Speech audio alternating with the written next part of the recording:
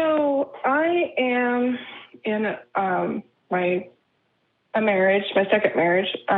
We've been together for 7 years and married for 2. And he was a Marine who was religious. Now he's kind of coming out of that. He's more of like agnostic theist. I'm atheist.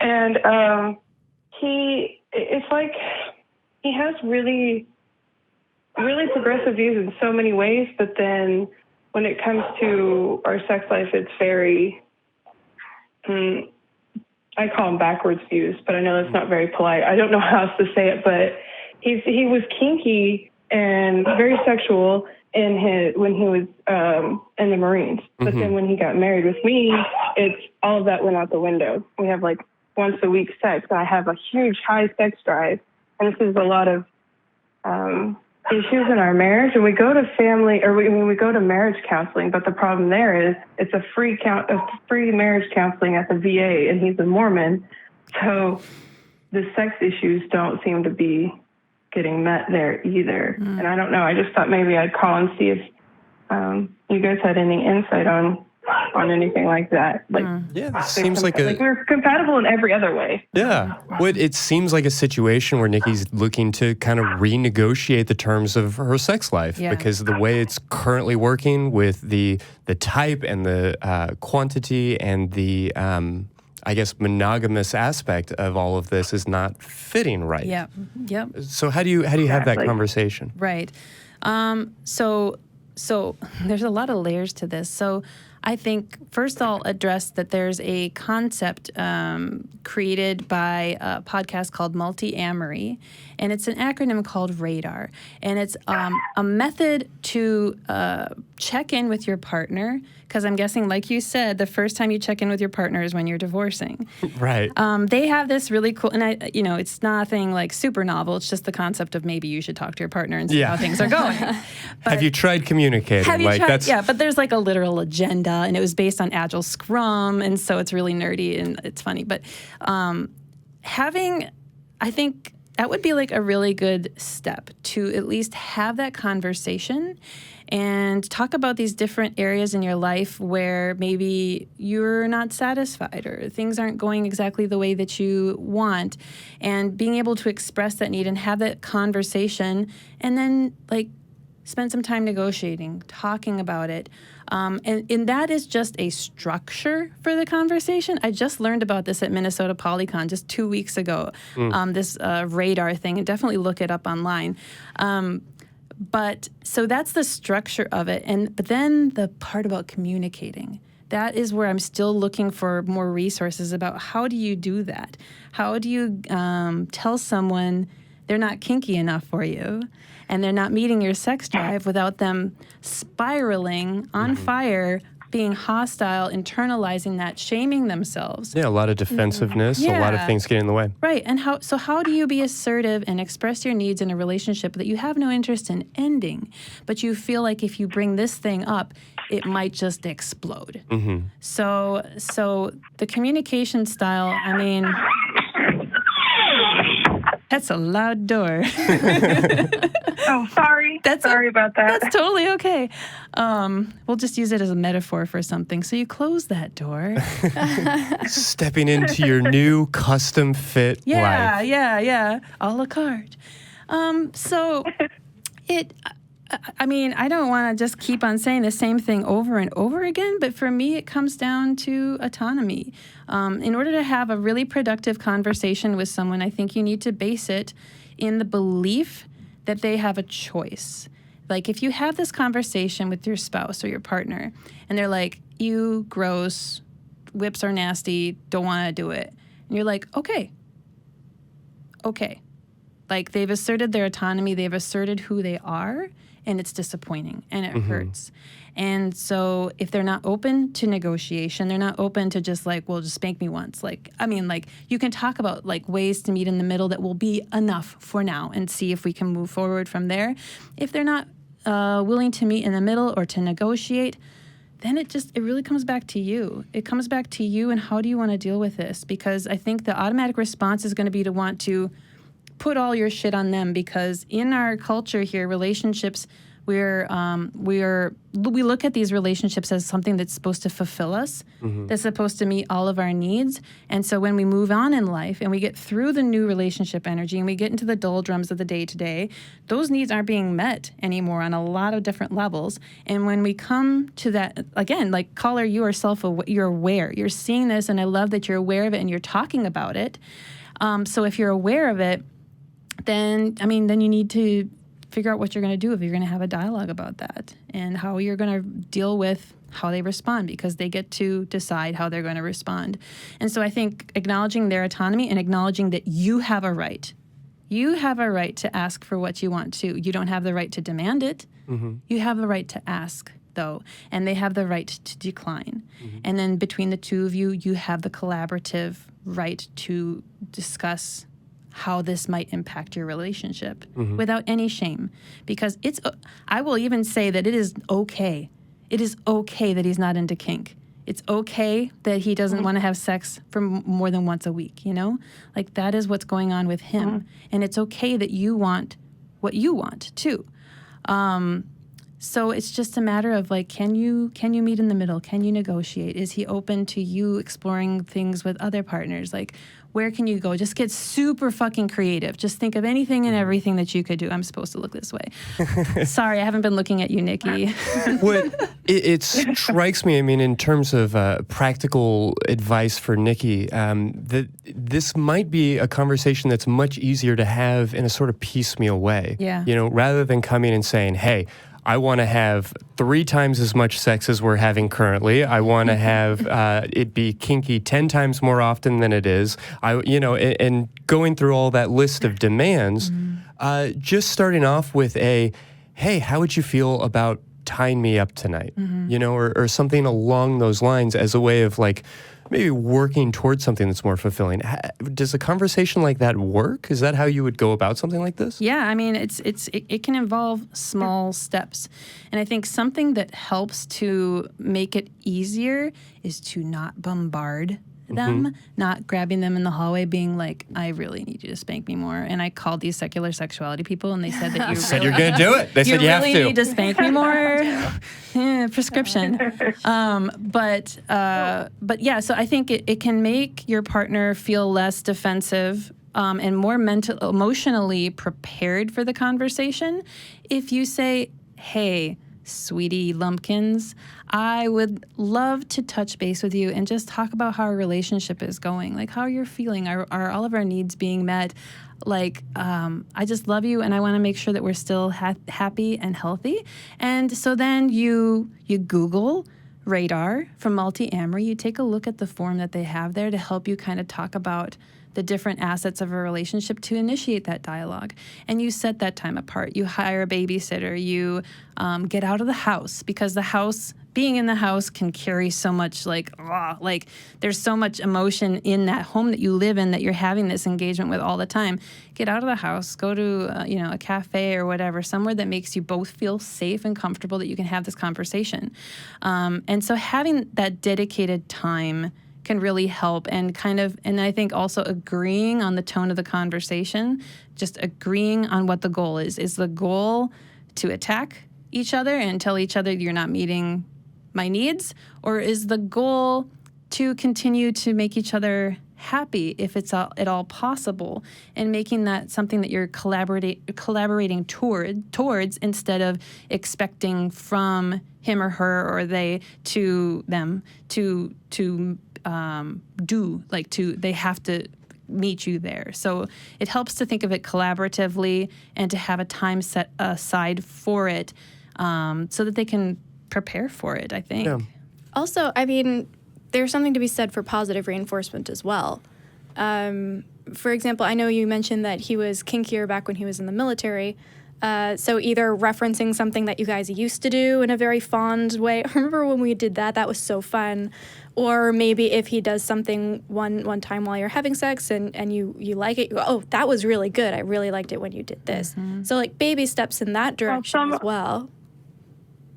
Some of the things, though, I maybe I didn't explain this well, but a lot of it was not with me. So most of his really, really fun, like things I want to do so badly, he did without me. But he says that he has this thing where he can't, it's like he could do that with them because they're not his wife. Yeah. That kind of classic whore Madonna complex. Me that way. And I hate that.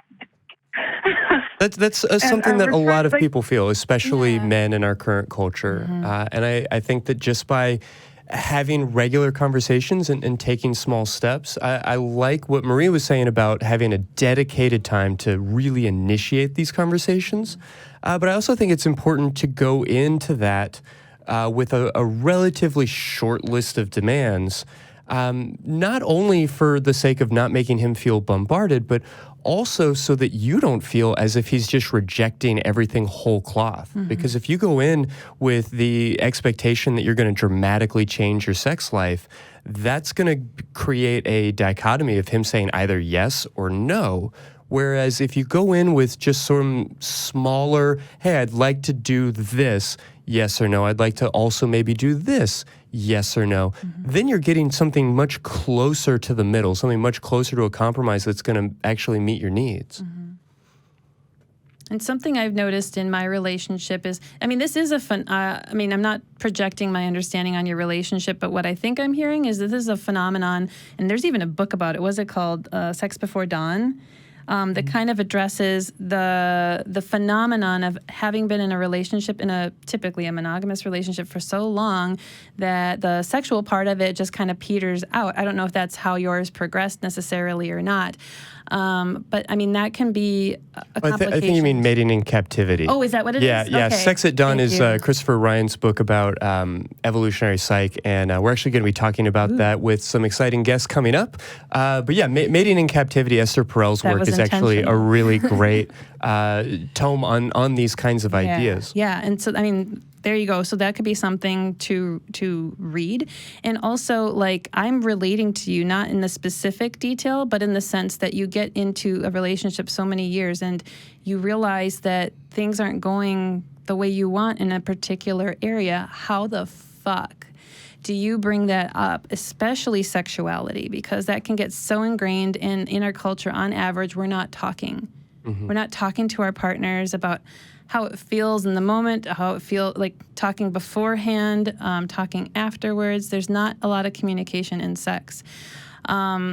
So I think something that has helped me as I'm relating to you is that reconnecting with my partner. I think really emotionally reconnecting with him, setting time apart, not just to talk about, hey, be kinkier or else, but having fun together. We weren't having fun together anymore. We weren't going on any adventures, spending time together, really connecting, because part of the problem, one challenge of nesting with someone in a long-term relationship is that you spend so much default time with them, downtime with them. You're laying in bed, you're scrolling on your phones together.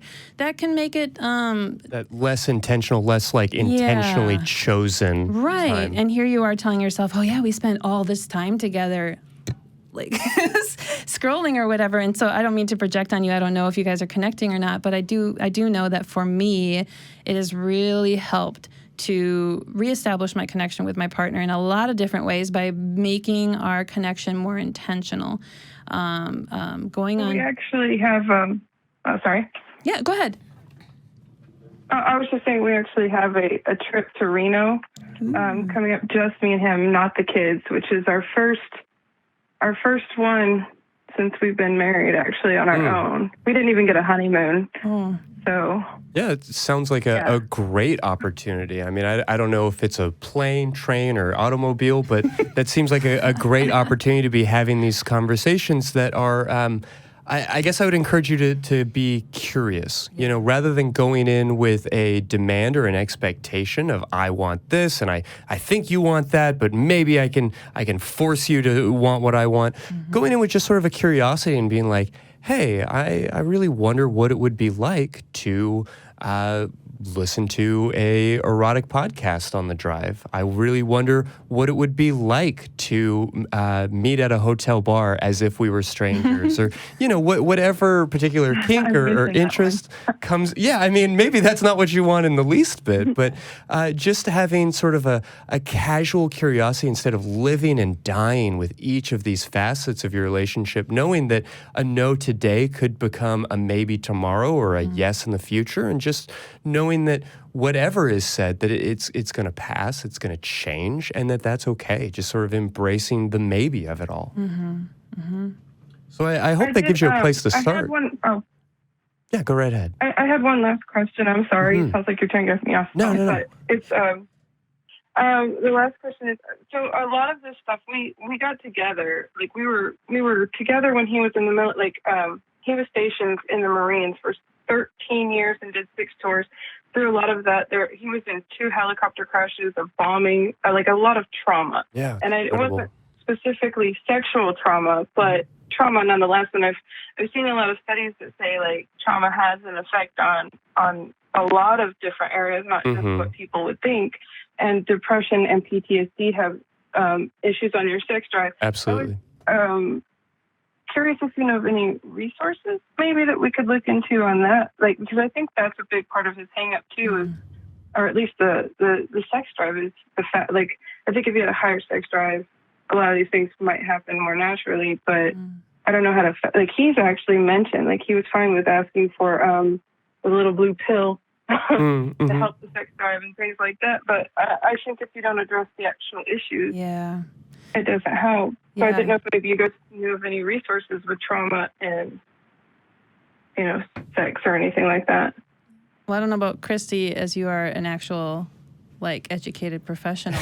Well, I mean, certainly good quality trauma-informed care. It sounds like you are working, or that he is working with a therapist with you through the VA. I recognize that the state of our veterans' benefits and access to care is, it's truly upsetting.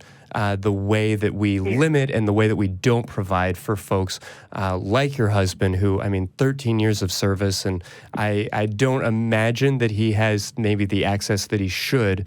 But that being the case, whether it's with that therapist or if he is doing some individual work, a good counselor. And I don't know what area you're in or what's available to you directly, but a place to start would be to call your local mental health authority. If you're not sure who that is or what that is in your area, just starting even by calling 1-800-SUICIDE. I know that nothing that we're talking about has had anything to do with suicide in a direct sense, but that's actually a great place to start to find, okay, who is the local mental health authority for my area? Okay, once you have that phone number, that's going to be somebody who is going to be pretty familiar with the free and low-cost counseling options in your area.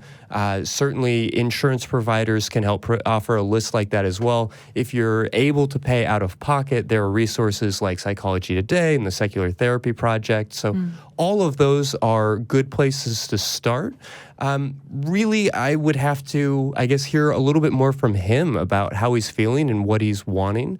I think I would say to you, Nikki, more than anything, these resources are available.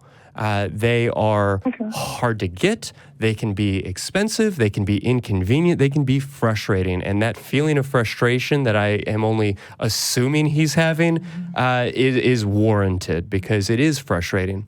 However, as many hurdles as there are to jump through, these resources do exist and they are available. If you don't know where to get started by asking the VA or anything along those lines, asking 1-800-SUICIDE is a reasonable place to start.